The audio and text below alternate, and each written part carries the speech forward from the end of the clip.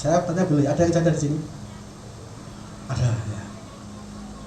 Tidak bermaksud mendiskreditkan atau memberikan penilaian, untuk maaf ya, tapi ya, janda biasanya adalah orang-orang yang menjadi beban sosial, betul ya?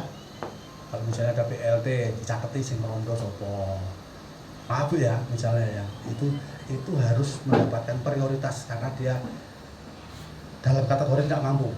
Ya kalau sekarang nggak ngerti, kalau jandanya yang kayak jandanya Nasar atau Musdalifah ya beda, saudara. Itu kan itu tapi ya beda. Saudara, pada saat Elia datang, Elia itu melanggar firman Tuhan ini, benar nggak? Keluaran 22, janda jangan kamu tindas. Harapannya kalau hamba Tuhan datang ke kudune kan nggak sembako, saudara. Benar?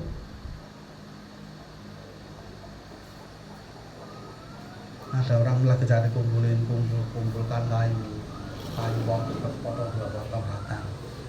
Bahasa Jawa mengiwan bun, tidak tangklet. Tuhan katakan, aku akan memelihara engkau melalui orang janda. Tetapi pernyataan itu disampaikan kepada Elia.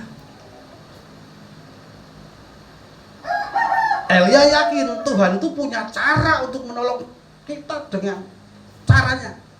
Apa yang mustahil bagi manusia tidak mustahil bagi Tuhan. Tetapi kita problem kepada si janda ini, siap enggak? Ngerti enggak dengan apa yang Tuhan ingin kerjakan? Saudara, Keluaran 22 tadi, kamu jangan menindas. Saya mau bertanya, pada saat Elia datang kepada si janda ini, permisi Won Sewu, apakah jenengan punya air? Punya. Wis nek berwicang ya mungkin ada lah ya. Kalau bahasa kita seringatan Elia ini tidak yakin kalau berempelok, saudara, ngelunjak. Ya. Ya. Koyo enten Mas, ada air minum ada, kalau sekedar air minum ya. Ada enggak buat saya kira-kira roti? Saudara, pernyataan atau pertanyaan atau permintaan Elia ini sesuatu yang menindas. Benar, saudara? Kita nggak pernah ngerti itu. Kita, Pak, saya nggak punya apa-apa loh, Pak. Wah, seorang duwe. Mungkin kalau Elianya itu saya Pak Immanuel ini sering guyon, saudara. Aku dikongkon Tuhan, mau seorang duwe pelit yo. Kamu perhitungan sama Tuhan ya? Mungkin nggak seperti itu. Iki pendeta tokoh-tokoh orang gawe kututup pintu rumahku untuk namanya pendeta. Biasa. Ada orang seperti itu. Mungkin sudah. Karena ini menindas, karena ini menguras, karena ini menyakitkan, karena tidak membawa solusi. Saudara,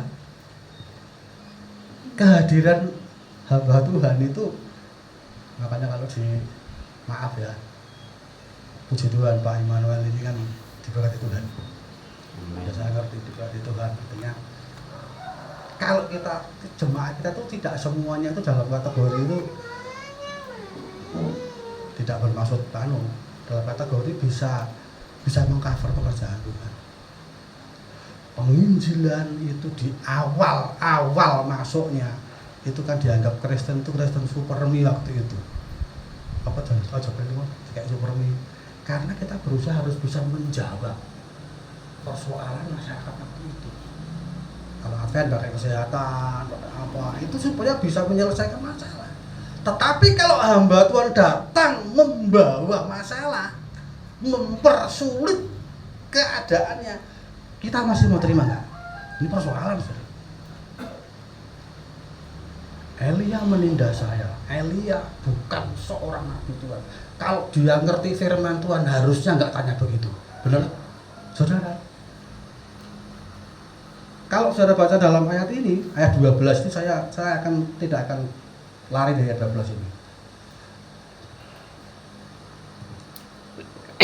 Demi Tuhan Allahmu yang hidup, sesungguhnya tidak ada roti padaku sedikit pun kecuali segenggam tepung dalam tempayan dan sedikit minyak dalam bumi-bumi.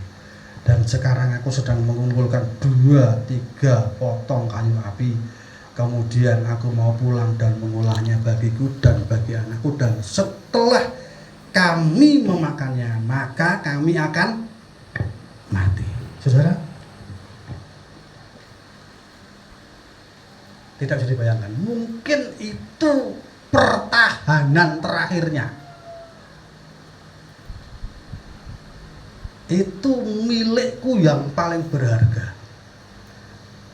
Dia mengatakan setelah kami mengolahnya, memakannya, kami akan mati. Pertanyaannya, ayat ini coba kita ya.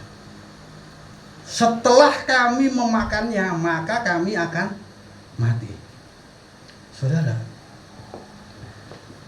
orang memahami pada umumnya atau sebagian besar atau mungkin kita juga punya pemahaman bahwa apa yang terlihat oleh mata itu yang menjadi sumber kehidupan kita. Aku orang dunia apa, aku nggak punya apa-apa. Kalau aku nggak punya apa-apa, aku pasti mati. Itu pandangan orang umum. Manusia hamba Tuhan pun kadang-kadang seperti orang sing berah nggak tinggal nih kok nggak ada yang ditoleh, saudara. Tapi saudara pahami, hidup kita dalam mengikut Tuhan tidak ditentukan oleh apa yang kita lihat, tapi ditentukan oleh seberapa besar kita mempercayai perkataan Tuhan yang akan membuktikan seluruh kuasanya dalam hidup kita. Saya mau tanya, ini argumen udah, ini logis udah.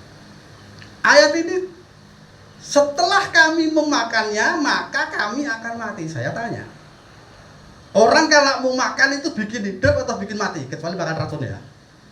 Setelah kami memakannya, kami bertahan hidup. Oke? Saudara hari ini belum sarapan ya, pasti belum karena pagi ya. Kan tadi sepanjang jalan lihat anak saya, kok nenek ini rata-rata pagi-pagi ke gereja ya, orang-orang ke gereja. Jadi dari sana di mana?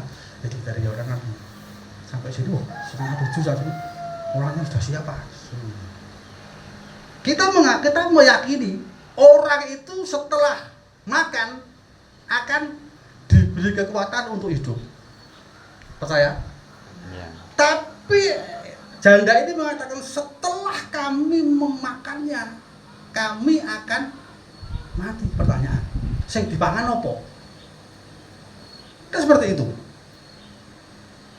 Kalau toh apa yang menjadi alasan janda ini betul, seandainya itu betul ya, itu mungkin jadi sepiring lah. Kalau sekarang ya kalau kita nasi lah sepiring. Orang makan nasi paling mungkin bertahan 5 hari lah mungkin ya. Mungkin setelah itu makan ini hari Minggu, makan dimasak, mungkin hari Jumat mati. Kalau memang betul perkataan perempuan itu. Kalau diberikan Elia, ya, mungkin matinya nggak hari Jumat, matinya mungkin hari Kamis lah mati, lebih cepat, bener nggak? Karena saya kasih ke Elia, Pak Elia, aku matinya lambat lah, memperlambat kematian. Tapi mati nggak? Tetap mati juga, mau udah nggak makan habis. Ya harusnya matinya hari Jumat, jadi Kamis lah, karena lebih cepat, karena dimakan Elia. Kalau seandainya Elia itu apa yang diucapkan tidak terbukti, mati apa tidak? Mati dia. Mati. Tetapi kita harus pahami, saudara. Matius 10, barang siapa mempertahankan nyawanya, ya akan kehilangan nyawanya. Jangan pernah mempertahankan hidup kita apapun dalam hidup kita untuk menunda jenengan dan saya melakukan kehendak Tuhan. Ini dalam sekali ya. Kadang-kadang kita melihat, mengukur, membatasi hidup dan mati kita itu dengan apa yang dapat kita lihat, dengan apa yang dapat kita sentuh, dengan apa yang dapat kita tepung apa. Sesungguhnya kehidupan itu milik Tuhan. Kehidupan itu milik Tuhan. Ini bukan bermaksud untuk memotivasi atau menyemangati jenengan terus supaya bukan itu. Kita pahami apapun yang ada dalam hidup kita, segala sesuatu dari Dia, oleh Dia, dan kepada Dia. Tidak ada sesuatu pun yang dapat kita pertahankan untuk mengulur waktu hidup kita bersama dengan Tuhan. Saudara, Elia, berikan saja untukku. Janda ini mengatakan, nanti aku akan mati.